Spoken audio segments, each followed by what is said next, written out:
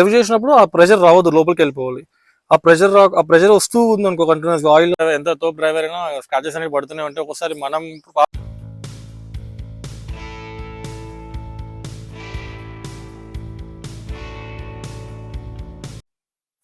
Hi boys. So ఈరోజు మన topic ఏంటంటే, నేను ఆల్రెడీ లాస్ట్ వీక్ ఒక వీడియో చేశాను ఏంటంటే యూజ్డ్ కార్ ఎలా సెలెక్ట్ చేసుకోవాలని చెప్పి. సో ఈరోజు మన వీడియో ఏంటంటే యూజ్డ్ కార్ కొనే ముందు ఏ జాగ్రత్తలు తీసుకోవాలి అంటే మీరు చెక్ చేసుకోవాల్సినవి ఏవే ఉంటాయి. సో మనకు మెయిన్ ఇది వచ్చేసి 2003 పెట్రోల్ ల్యాన్సర్ 1.5 లీటర్ ఇంజిన్, ఇది పెట్రోల్ ల్యాన్సర్ 2003 మోడల్. సో ఈరోజు మీకు ఈ కార్తో చూపిస్తాను ఎలా చెక్ చేసుకోవాలి ఏంటి అని. ఇట్లా సరే, మనం ఫస్ట్ ఏంటంటే కార్ మనం చెక్ చేసుకోవాల్సింది ఇంజన్. ఫస్ట్ ఇంజన్ చెక్ చేసుకోవాలి. ఇంజన్ ఎలా అంటే నీకు చూపిస్తా.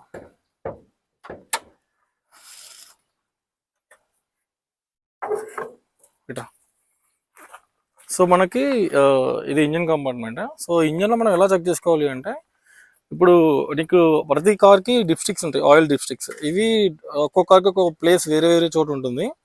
సో మనం ఏంటి అంటే ఈ డిప్స్టిక్ ఓపెన్ చేసినప్పుడు ఇట్లా ఓపెన్ చేసి నీకు కార్ స్టార్ట్ చేశాక మనం యాక్సిలేట్ చేస్తాం కదా, యాక్సిలేట్ చేసినప్పుడు ఇక్కడ నుంచి ఆయిల్ అనేది బయటికి వస్తుంది అంటే అది ఇంజన్ ప్రాబ్లం ఉంది అని అర్థం.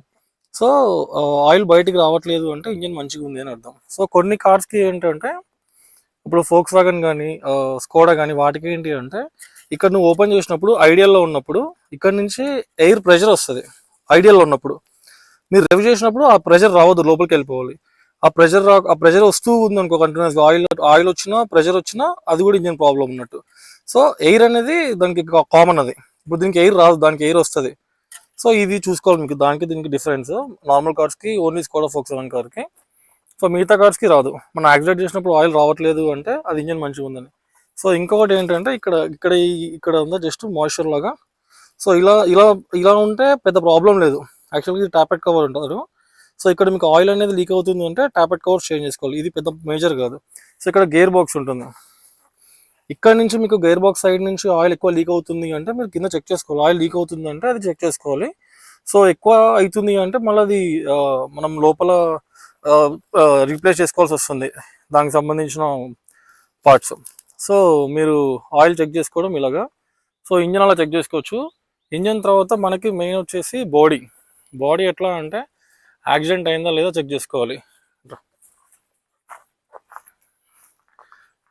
మనకి మెయిన్ మనకు బాడీలో ఏంటంటే ఇది మీకు లెగ్స్ అంటారు, అప్రాన్స్ అంటారు. సో ఇది లెఫ్ట్ది, అది రైట్ది. సో మనం ఇది చూసుకోవాలి, ఇది రిపేర్ అయిందా లేదా అనేసి. ఫస్ట్ మనకి ఇది ఇంపార్టెంట్. ఇక్కడ ఏదైనా మీకు తెలిసిపోతుంది. ఇప్పుడు ఏదైతే పేస్టింగ్ ఉందో ఇది కంపెనీ నుంచి వచ్చిన పేస్టింగ్.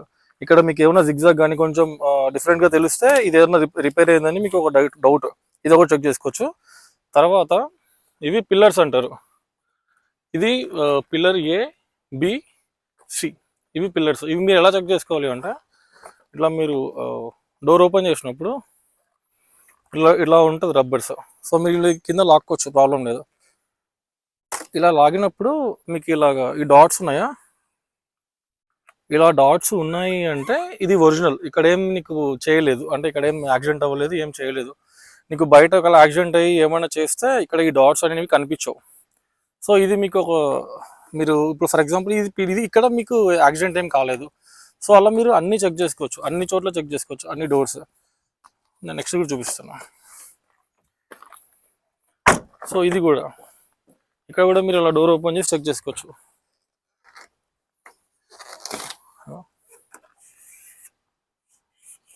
సో ఇది ఒరిజినల్ ఉంది, ఇది ఏం మనకి రిపేర్ అనేది అవ్వలేదు. తర్వాత మీరు డిక్కీ కూడా అలాగే చెక్ చేసుకోవచ్చు. డిక్కీకి కూడా అలా డాట్స్ ఉంటాయి. మీకు బాడీ మొత్తం అలా డాట్స్ ఉన్నాయి అంటే మీకు ఇంజన్ అనేది బాడీ అనేది ఏం చేంజ్ అవ్వలేదు, యాక్సిడెంట్ అవ్వలేదు అని అర్థం. అక్కడ ఏమైనా చేంజెస్ ఉన్నాయి అంటే యాక్సిడెంట్ అయింది అని అర్థం. ఇక్కడ కూడా మీరు ఇట్లా రబ్బర్ తీసుకోవచ్చు. అగో ఈ డాట్స్ కనిపిస్తున్నాయా. సో ఇట్లా ఉన్నాయంటే మీరు ఇది ఇక్కడ కూడా నీకు యాక్సిడెంట్ ఏం అవ్వలేదు, బండి ఎక్కడ యాక్సిడెంట్ అవ్వలేదు. సో మీరు ఇలా బాడీలో చెక్ చేసుకోవచ్చు.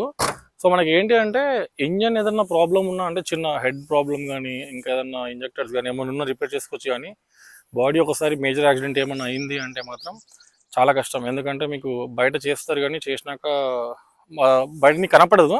తర్వాత ఏంటంటే ఏరోడైనమిక్స్ అనేటివి స్టాక్ లాగా వర్క్ చేయదు. నేను ఒక కార్ చూసాను. సో ఆ కార్కి ఏమైంది అంటే ఇటు సైడ్ మొత్తం యాక్సిడెంట్ అయిపోయింది. ఒక హోండా సిటీ ఇటు సైడ్ యాక్సిడెంట్ అయితే ఏం చేశారంటే ఇంకొక హోండా సిటీ బ్యాక్ పార్ట్ తెచ్చి వాళ్ళు దాన్ని వెల్డింగ్ చేసేసి మళ్ళీ రబ్బింగ్ చేసి నీట్గా పెయింట్ వేసి పెట్టేశారు. సో అది అలాంటివి మీకు ఎలా తెలుస్తాయంటే ఇప్పుడు ఇక్కడి నుంచి ఏమన్నా చేంజ్ అయిపోయింది అనుకో, ఇలా ఓపెన్ చేసినప్పుడు మీకు ఇలా ఉండదు. ఇక్కడ తెలిసిపోతుంది మీకు. ఇక్కడ ఇప్పుడు బాడీ కట్ చేసి ఏమైనా చేయాలన్నా ఇక్కడ దాకా రావాల్సింది వాళ్ళు జాయిన్ చేయడానికి. సో ఇక్కడ మీకు తెలిసిపోద్ది ఈ డాట్స్ అనేవి లేకపోయినా, ఇక్కడ ఏదైనా జిగ్జాగ్ ఇట్లా ఏమన్నా జాయింట్ ఏమన్నా ఉంటే మీకు ఈజీ అర్థమైపోద్ది ఇది యాక్సిడెంట్ అయింది, బాడీ చేయించారని చెప్పి. సో మనం ఇంజన్, తర్వాత బాడీ, దాని తర్వాత టైర్స్ చెక్ చేసుకోవాలి. మనకు మెయిన్ అంటే టైర్స్ కూడా ఇంపార్టెంట్. మనకి టైర్స్ చెక్ చేసుకోవాలి. ఎందుకంటే నీకు 4 టైర్స్ చేంజ్ చేయాలన్నా మినిమం 12,000-13,000 ఉంటుంది. సో కార్స్ మీరు చెక్ చేసుకోవాలి. కార్స్ ఇయర్స్ ఎలా చెక్ చేసుకోవాలి అంటే ఇట్లా ఒకసారి.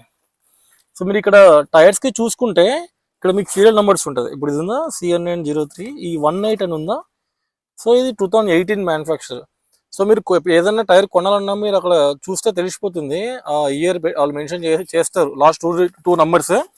దాన్ని బట్టి మీకు ఏదైనా కొత్తది బైక్ కానీ కార్ కానీ కొనేటప్పుడు కూడా మీకు ఆ ఏ ఇయర్ది వాళ్ళు అమ్ముతున్నారు అనేది ఒక ఐడియా వస్తుంది. మీకు ఏంటంటే నీకు రీసెంట్ ఇయర్స్ అనుకో మీకు గ్రిప్ అనేది బాగుంటుంది. అంటే మీకు ఆ టైర్ ఏదైతే మెత్తగా మంచిగా ఉంటుంది. నీకు ఒకవేళ ఇప్పుడు మీకు 2020 అంటే ఒక 1-2 ఇయర్స్ బ్యాక్ అమ్ముతున్నాడు అంటే ఆల్రెడీ ఆ టైర్ ఏదైతే రబ్బర్ ఉందో అది హార్డ్ అయిపోయి ఉంటుంది. సో అది మీరు చూసుకోవచ్చు. టైర్స్ ఇంకొకటి ఎలా చెక్ చేసుకోవాలి అంటే కొన్ని టైర్స్ ఎలా ఉంటాయంటే చూడడానికి గ్రిప్ మంచిగా ఉంటాయి. సో మీరు ఇలా చేయి పెట్టేసి ఇలా అన్నారంటే మొత్తం టైర్ మొత్తము మీకు ఎక్కడైనా వాబ్లింగ్ అయితే తెలుస్తుంది. అంటే మీకు ఎక్కడైనా ఒక్కోసారి ఏమవుతుందంటే టైర్స్ అనేది షేప్ అవుట్ అవుతాయి. ఎందుకు షేప్ అవుట్ అవుతాయి అంటే కొంతమంది ఏంటంటే కార్స్ ఎక్కువ యూజ్ అయినప్పుడు ఏమవుతుందంటే టైర్ కార్ అనేది అలాగే ఉండిపోయి ఏదైతే కార్ ఎక్కడైతే మనం పెట్టేస్తామో వాడకుండా, సో ఈ టైర్స్ ఏమవుతుందంటే హార్డ్ అయిపోతాయి. టైర్స్ హార్డ్ అయిపోయినప్పుడు ఒక్కోసారి ఈ షేప్ అవుట్ అయినప్పుడు మీకు ఎట్లా తెలుస్తుంది అంటే 30-40 స్పీడ్లో కొన్ని కార్స్ ఇట్లా చిన్న వాబుల్ అవుతుంటుంది. సో అది ఏంటంటే మీకు ఇలాగే అవుతాయి. అవి ఎక్కడన్నా మీకు చిన్న బబుల్ ఉన్న టైర్ ఏదైనా కొంచెం అటు ఇటు ఉన్నా మీకు అది వాబుల్ అనేది జరుగుతుంది 30-40 స్పీడ్లో. సో మీరు అలా చెక్ చేసుకోవచ్చు టైర్స్. దాని తర్వాత బ్యాటరీ కూడా ఏ ఇయర్ బ్యాటరీ ఉంటుంది ఎలా చెక్ చేసుకోవాలంటే బ్యాటరీకి ఇక్కడ మీకు స్టిక్కర్ ఉంటుంది. ఇట్లా ఇప్పుడు ఈ స్టిక్కర్ ఉందా, ఇది అమెరాన్ బ్యాటరీ. ఇక్కడ చూడు 0521 అని ఉంది. సో ఇది 2021 మోడల్. 2021లో మ్యానుఫ్యాక్చర్ అయింది ఈ బ్యాటరీ. సో మనకి ఏ బ్యాటరీ అయినా 4 ఇయర్స్ వస్తుంది. కంపెనీ వాడు 2 ఇయర్స్ వారంటీ, 2 ఇయర్స్ గ్యారంటీ అలా ఉంటుంది. 4 ఇయర్స్ ఉంటుంది కంప్లీట్గా, అంటే మీరు తీసుకునే బ్యాటరీని బట్టి.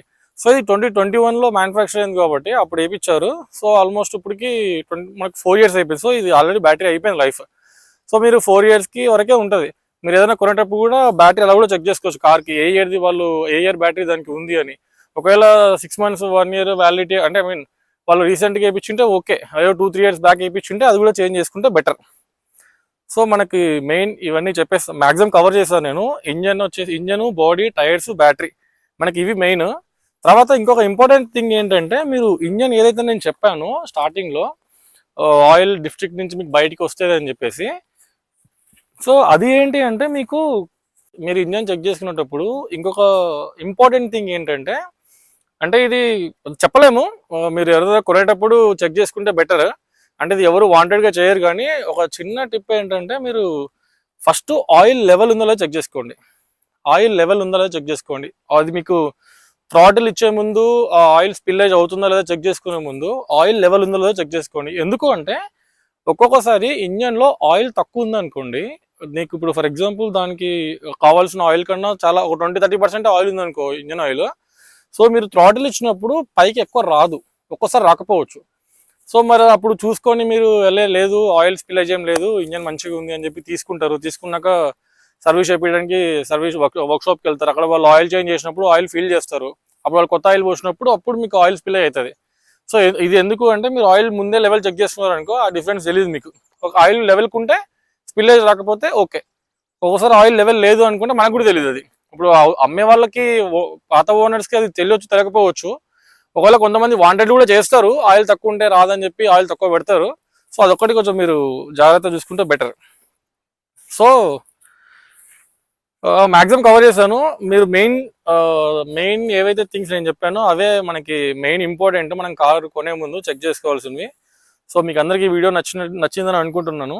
సో నేను మరీ నెక్స్ట్ వీడియో కూడా ఏంటంటే నేను ఇదే కార్ గురించి ల్యాన్సర్ గురించి ఒక వీడియో చేద్దాం అనుకుంటున్నాను. సో నెక్స్ట్ వీడియో మీకు కంప్లీట్ ల్యాన్సర్ గురించి ఒక వీడియో.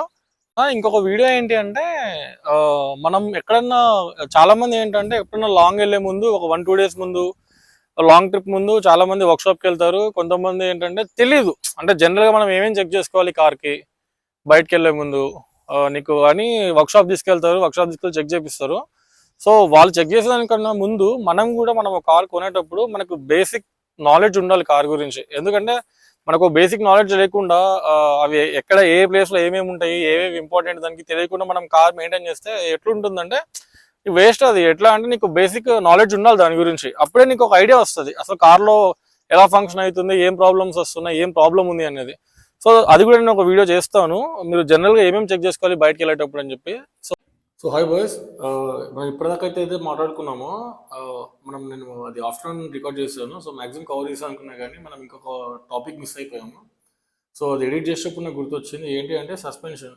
సో మనం సస్పెన్షన్ ఎలా చెక్ చేసుకోవాలి కొనేటప్పుడు కార్ ఏదైనా యూజ్డ్ కార్ అనుకుంటే మీరు ఫస్ట్ ఏదైనా ఒక టెస్ట్ డ్రైవ్ చేసేటప్పుడు ఒక రఫ్ రోడ్కి వెళ్ళండి. అంటే ప్యాచెస్ రోడ్కి వెళ్ళి మీరు ప్యాచెస్ రోడ్లో మీరు డ్రైవ్ చేశారంటే మీకు ఒక ఐడియా వస్తుంది సౌండ్స్ ఏమైనా వస్తున్నా లేదా అని చెప్పేసి. మీకు సౌండ్స్ ఏం రావట్లేదు అంతా బాగానే ఉంది అనుకుంటే ఓకే. ఇంకొకసారి సౌండ్స్ వస్తున్నాయి అంటే అది మీరు ఒకసారి చూపించుకుంటే బెటర్ దగ్గరలో ఏదైనా వర్క్షాప్లో.